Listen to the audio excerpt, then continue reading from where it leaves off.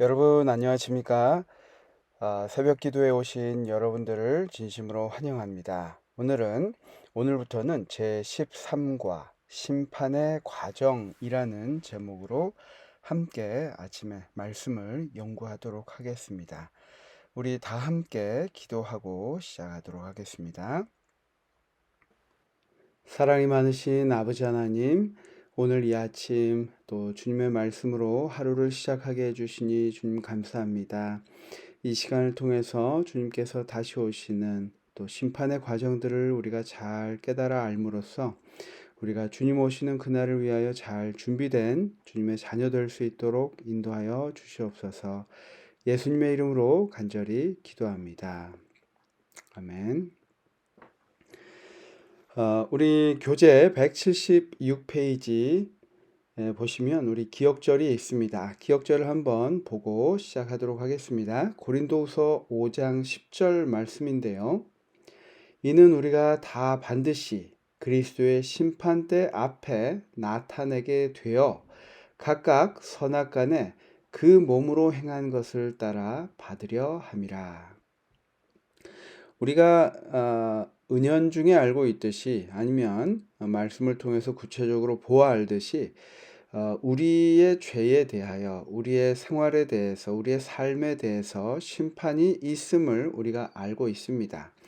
특별히 이것들이 구체적으로 우리가 알아야 되는 이유는 성경을 통해 바르게 알지 못할 때 우리가 혼란스럽거나 아니면 잘못 알고 마지막 때에 대한 잘못된 정보를 가지고 우리가 살아가기 때문입니다. 그래서 특별히 이번 교과, 이번 과에 나와 있는 내용들을 전체적으로 보면은 굉장히 방대한 내용입니다. 하지만 각 주제, 매일의 주제를 좀 간략하게 살펴보도록 하겠습니다. 오늘은 첫째 날, 최후의 심판이라는 제목입니다. 제가 서론 부분을 좀 먼저 읽겠습니다. 많은 사람들은 심판을 정죄당하는 것이라고 생각한다. 물론 그것이 심판의 과정의 일부이기는 하지만 심판을 통해 의로운 자가 옹호받는 긍정적인 측면 또한 있다는 사실을 잊어서는 안 된다. 다니엘서는 마지막 때의 심판을 지극히 높으신 이의 성도들을 위한 것이라고 말한다. 여러분, 우리가 마태복음 25장 또 요한복음 5장의 말씀들을 통해서 최후의 심판에서 의인은 옹호받고 악인은 정죄받는다는 개념을 이해할 수 있습니다. 제가 먼저 성경에 나타난 심판에 관해 어떻게 성경은 이야기하고 있는가, 구약에서는 또 신약에서는 어떻게 이야기하고 있는가, 성경 말씀을 잠깐 살펴보면 이사야 13장 9절에, 구약입니다. 이사야 13장 9절에 보라 여호와의 날 곧 잔혹히 분냄과 맹렬히 노하는 날이 이르러 땅을 황폐하게 하여 그 중에서 죄인들을 멸하리니 라고 말씀하고 있습니다. 여호와의 날이라고 표현되어 있는 마지막 심판의 날이 있음을 이야기하고 있지요. 요엘서 1장 15절 말씀입니다. 슬프다 그날이여 여호와의 날이 가까웠나니 곧 멸망같이 전능자에게로부터 이르리로다 라고 말씀하십니다. 이 말씀 또한 멸망의 날이라고 이야기하고 있는 마지막 심판의 날을 이야기하고 있습니다. 그래서 모든 사람들이 이 마지막 심판의 날을 그 날에 이르게 될 것이라는 것을 이야기하고 있습니다.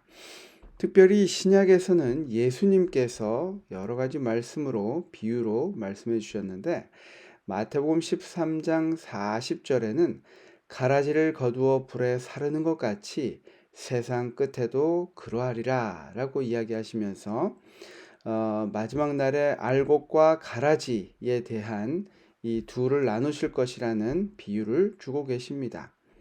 마태복음 13장 49절에서 50절 말씀에 보면 세상 끝에도 이러하리라 천사들이 와서 의인 중에서 악인을 갈라내어 풀무불에 던져 넣으리니 라고 말씀하십니다. 마지막으로 베드로후서 3장 10절에도 이런 말씀이 있습니다. 그러나 주의 날이 도둑같이 오리니 그날에는 하늘이 큰 소리로 떠나가고 물질이 뜨거운 불에 풀어지고 땅과 그 중에 있는 모든 일이 드러나리로다 라는 말씀입니다. 우리가 이 말씀들을 살펴보면 대부분 심판 또 무서운 이런 모습으로 드러나 있습니다.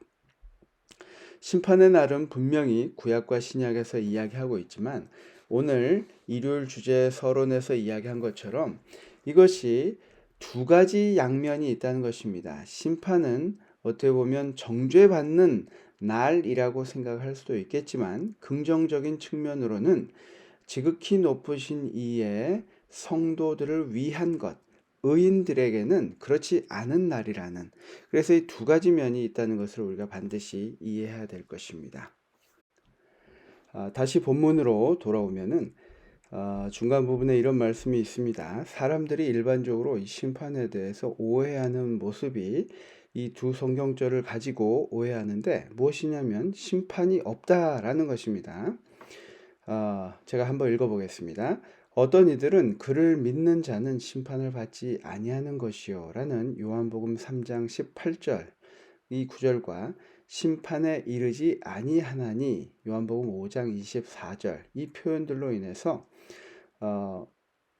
그리스도 안에 있는 자들이 결코 심판받지 않는다라고 이야기를 한다는 것입니다. 하지만 이 표현들은 믿는 자들이 심판에서 정죄를 받지 않는다는 뜻입니다. 그래서 이 구절을 정확히 우리가 이해하기 위해서는 심판이 없다라는 것이 아니라 정죄를 받지 아니한다라고 이해를 해야 된다는 것이죠. 우리의 운명은 우리의 현재 삶을 통해 결정이 됩니다. 그리스도 안에 있는 자들은 심판의 때에 옹함을 받을 것이고 그리스도 안에 있지 않는 자들은 정죄함을 받을 것입니다. 그래서 이 두 가지 양면이 심판에 있다는 것을 기억해야 되는 것입니다. 마태복음 25장의 말씀처럼 그리스도께서 심판에 대해 말씀하실 때 염소뿐만 아니라 양의 존재도 함께 언급하셨음을 우리가 알고 있습니다. 또 사도 바울도 분명히 이는 우리가 다 반드시 그리스도의 심판대 앞에 나타나게 되어 각각 선악간에 그 몸으로 행한 것을 따라 받으려 함이라 라고 이야기하면서 모든 사람에게 심판이 적용됨을 우리가 알 수 있습니다.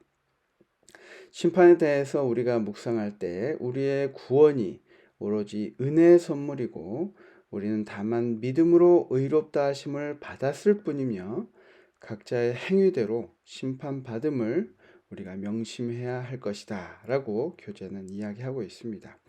분명히 우리가 구원을 받는 것, 우리가 하늘에 이르는 것, 그 모든 것이 하나님의 은혜의 선물이고 믿음으로 이루어지는 것이지만 거기에 대한 우리 세상 삶에 대한 심판, 다시 한번 돌아보는 그 심판은 있다는 것이죠. 심판 과정의 근거로 사용되는 것은 십계명으로 요약된 하나님의 도덕률이다라고 이야기하는데 우리가 이 최후의 심판에 대해서 그래서 오해가 없어야 되는 것이 의인이나 악인이나 모든 사람은 책에 기록된 대로 심판을 받는다라는 것입니다. 그것을 우리가 알고 있어야 한다는 것입니다. 영감의 교훈에도 그 말씀이 있는데요. 모든 사람은 책에 기록된 대로 심판을 받고 그들의 행위에 따라 보응을 받는다. 그 심판은 사람이 죽을 때 받는 것이 아니다. 바울의 말에 유의해 보라. 이는 정하신 사람으로 하여금 천하를 공의로 심판할 날을 작정하시고 사도행전 17장 31절입니다. 여기서 사도는 세계 심판을 위한 특별한 때, 곧 미래에 어떤 때가 작정되었다고 분명히 말하고 있습니다. 각시대 대쟁투의 말씀이죠. 그래서 우리는 우리의 삶이 마감하고 잠시 잠든 후에 구약 성경에서 표현한 것처럼 여호와의 날, 주께서 정하신 그 날에 우리가 심판이 있을 것이다. 나머지 그 좀 세부적인 것은 이제 이번 주에 차근차근 다시 한번 리뷰하고 배우도록 하겠습니다. 그래서 그 특별한 때에 미리 정하신 그 때에 분명히 심판이 있을 것이다 라고 이야기합니다. 다시 교재 179페이지 상단의 묵상 부분을 함께 보도록 하겠습니다. 심판을 통해 하나님께서 궁극적으로 확인하시고자 하는 것은 무엇입니까? 라고 이야기하고 있는데요. 우리가 심판 생각하면 정죄를 떠올리기 쉽습니다. 그래서 무서운 하나님, 정죄의 하나님, 우리의 잘못된 것을 하나하나 기록하여 우리에게 그 결과를 물으시는 하나님으로 생각할 때가 많이 있는데, 여기 교재 표현으로는 이렇습니다. 심판은 하나님께서 우리를 받아들이실지 그렇게 하지 않으실지 정하는 시간이 아니라 우리가 그분을 받아들였는지 아닌지 각자의 행위로 명백하게 드러난 선택에 대해 하나님께서 최종적으로 확인하는 시간이다. 여러분 어떻습니까? 우리가 정죄받는 것이 하나님께서 원하고 원치 않고에 따라 결정하는 것이 아니라 우리가 그분께서 베풀어 주신 은혜 가운데서 주님을 선택하고 주님을 따르기로 결심하며 그것을 결정하였는지를 보여주는 시간이라는 것입니다. 결국 우리가 그분을 받아들였는지 우리의 삶으로서 드러낸 것에 대한 선택의 시간이라는 것입니다. 그렇게 생각해 보면 이 적용의 말씀처럼 그 심판은 나에게, 그대에게 좋은 소식입니까? 아니면 나쁜 소식입니까? 그렇게 생각하는 이유는 무엇입니까? 우리가 마지막을 집중해서 사는 것은 너무나 중요합니다. 하지만 또 그 마지막으로 인해서 절망 가운데, 슬픔 가운데 우리의 삶을 살아가도록 하나님께서 의도하지 않으셨습니다. 이것이 우리에게 좋은 소식이 될 수 있도록 우리는 우리 삶 속에 하나님께서 역사하시는 것들을 붙들고 하루하루 하나님께 매달려 가며 살아가는 것입니다. 우리가 그렇게 할 때에 우리는 심판에 하나님께서 다시 오시는 날 우리를 우리의 호소를 신원해 주시는 그 날로 받아들이고 그날을 기쁜 날로 우리가 생각할 수 있을 것입니다. 제가 기도 부분을 읽고 마치도록 하겠습니다. 매일의 삶에서 그리스도 안에 머물러 있기를 선택한다면 최후의 심판을 결코 두려워할 필요가 없음을 깨닫게 하시니 감사합니다. 의인들이 옹호함을 받게 될 그날, 저 또한 하나님의 은혜를 경험하는 자리에 서 있게 도와주시옵소서.